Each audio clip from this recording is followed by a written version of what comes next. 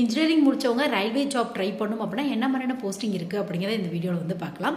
Suppose உங்களுக்கு இன்டெப்த்தாக தெரியணும் அப்படின்னா உங்களுக்கு இதை பற்றி அதாவது நான் சொல்கிற போஸ்டிங் எல்லாத்த பற்றியுமே நம்ம சேனலில் இன்டெப்த்தாக வந்து போஸ்டிங் ப்ளஸ் எவ்வளோ வேக்கன்சி இருக்குது, எத்தனை வருஷம் கூட வேக்கன்சி அனௌன்ஸ் பண்ணுறாங்க, ப்ளஸ் எப்படி படிக்கலாம், எக்ஸாம் பேட்டர்ன் எப்படி இருக்கும், சிலபஸ் எப்படி இருக்கும், இந்த மாதிரி டீட்டெயில் வீடியோ இருக்குது. வேணும் அப்படின்னா வந்து செக் பண்ணி பாருங்கள்.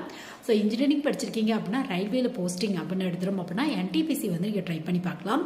ஸோ இதுக்கு இன்ஜினியரிங் படிச்சிருக்கணும் அப்படிங்கிற அவசியம் கூட இல்லை. எனி டிகிரி முடிச்சவங்க ட்ரை பண்ணி பார்க்கலாம்.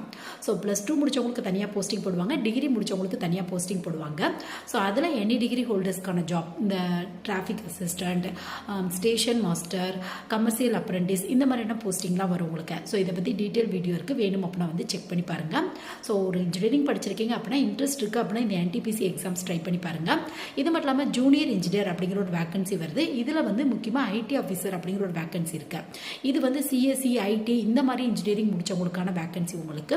ஸோ இன்ட்ரெஸ்ட் இருக்குது அப்படின்னா கண்டிப்பாக ட்ரை பண்ணி பாருங்கள். அது மட்டும் இல்லாமல் ஜூனியர் இன்ஜினியர் கீழே நிறைய வேக்கன்சி இருக்கும் உங்களுக்கு.